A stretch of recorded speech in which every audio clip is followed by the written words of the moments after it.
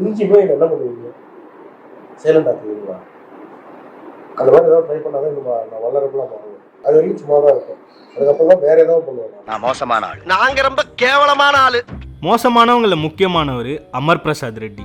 இப்போ சோஷியல் மீடியாவில் பத்தி எறிஞ்சிட்டு இருக்கிற விஷயம் என்னன்னு பார்த்தீங்கன்னா, சாரிங்க. டேய் மகனே, இது அப்பா நீ எங்கடா இங்க? அத நான் சொல்றேன். அண்ணா நீ எங்கடா இங்க? அத நான் சொல்றேன். சின்னண்ணா நீ எங்கடா இங்க? அத நான் சொல்றேன். நம்ம ஊடகவியலாளர்கள் ஒருத்தரை தப்பா காட்டுறதுக்கு இன்னொருத்தர்கிட்ட காசு வாங்கிட்டு வேலை பார்த்ததா மதன் ரவிச்சந்திரன் வெளியிட்ட ஆடியோ தான். ஆடியோவில் சிக்கின எல்லாரையும் வச்சு செய்யலாம்னாலும் அதில் ரொம்ப முக்கியம் அண்ணாமலையும் அமர் பிரசாத் ரெட்டியும். வாய் மட்டும் இல்லைன்னா நாய் தூக்கிட்டு போயிடும் நல்லா. அதுக்கு வாழும் உதாரணம் தான் நம்ம அமர் பிரசாத் ரெட்டி அண்ணன். அவர் அண்ணாமலைக்கு வலது கை மாதிரியும் அண்ணாமலையோட வார் ரூமோட தளபதியாகவும் செயல்படுறான்றது ஊரறிஞ்ச உண்மை. ஆனால் இவர் பேசின ஆடியோ கேட்டு அதே ஊர் ஆடி போயிருச்சுன்னு தான் சொல்லணும். அதில் அண்ணன் என்ன பேசினார்னு தெரிஞ்சா, கேவலமானவனுங்க எல்லா பயல்களும் இருக்கிற கட்சி பாஜகனாலும் நீ எல்லாம் பாஜகவில் இருக்க கூட தகுதி இல்லாத கேவலமானவனா இருக்கியேடான்னு தோணும்.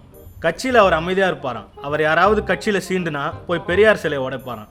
எதுக்குடா இந்த மானங்கட்ட பொழப்பு? நீங்கள் கேட்குறது புரியுது. ஒரு அரசியல் கட்சி எப்படி இருக்கணும்? மக்களுக்கு என்ன பிரச்சனைன்னு பார்க்கணும், மக்களுக்காக நிற்கணும். ஆனால் பாஜக அரசியல் என்ன தெரியுமா? புதுக்கோட்டையில் பெரியார் சிலை உடைக்கப்பட்ட சம்பவத்திற்கு அரசியல் கட்சி தலைவர்கள் கண்டனம் தெரிவித்துள்ளனர்.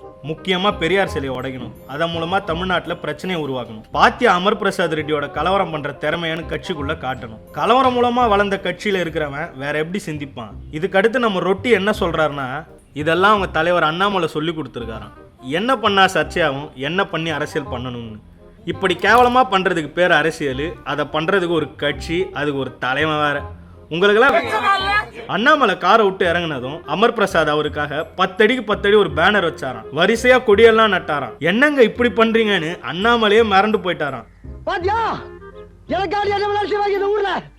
அண்ணன் மேல உனக்கு அவ்வளோ பாசமாடான்னு கேட்டீங்கன்னா அதுதான் இல்லை. இதெல்லாம் நான் அண்ணாமலைக்காக பண்ணல, நாம அரசியல் பண்ண வேணாம் வாங்குறாரு. நீங்களாம் யாருக்கு தாண்டா உண்மையா இருப்பீங்க? மக்களுக்கு உண்மையா இருக்க மாட்டீங்க தெரியும். ஆனா உங்க கட்சிக்கும் உண்மையா இல்ல, கட்சி நிர்வாகிகளுக்கும் உண்மையா இல்ல, கட்சி தலைவருக்காச்சும் உண்மையா இருப்பீங்கன்னு பார்த்தா அதுவும் இல்லை. இப்படி கேடு கெட்டத்தனமா அரசியல் பண்றவனை கூட வச்சுக்கிட்டு சுத்துற நம்ம அண்ணாமலை கண்டிப்பா 420 தான் போல. இந்த கட்சியில எப்படி வளரணும்னு எனக்கு தெரியும். அண்ணாமலை மாதிரி ஒரு 10 பேர்கிட்ட மட்டும்தான் பேசுவேன். கட்சியில் வேற எவனையும் கண்டு கூட மாட்டேன். வாரத்துக்கு ஒரு நாள் வெளியே வருவேன், ஒரு சம்பவம் பண்ணுவேன், போயிடுவேன்னு சொல்றாரு அமர் பிரசாத் ரெட்டி. இதுதான் அவரோட அரசியலாம். இப்படிதான் அரசியல் பண்ணணுமா? இதோட விடலை. சும்மா இங்கே நம்ம நீ எவ்வளோ பண்ணாலும் நன்றி இருக்காது. நீ எவ்வளோ பண்ணாலும் நன்றி நன்றி. தமிழ்நாடு நன்றி, ஆந்திராலாம் மாதிரி எனக்கு நீ ஒன்றே நினச்சிக்கூடாது. என்ன தெலுங்குக்காரன் எப்படி பேசுகிறான்ட்டு நன்றி உள்ள அவனுக்கு. ஆடியோவில் சொல்கிறாரு, தமிழர்கள் நன்றி கெட்டவங்க, அவங்களுக்காக வேலை பார்க்காதீங்கன்னு. ஆந்திராவில் உள்ளவங்க தான் நன்றி உள்ளவங்கன்னு சொல்கிறாரு. நான் தெலுங்குக்காரன்றதுக்காகலாம் இதை சொல்லலைன்னு ஒரு மழுப்பல் வேற.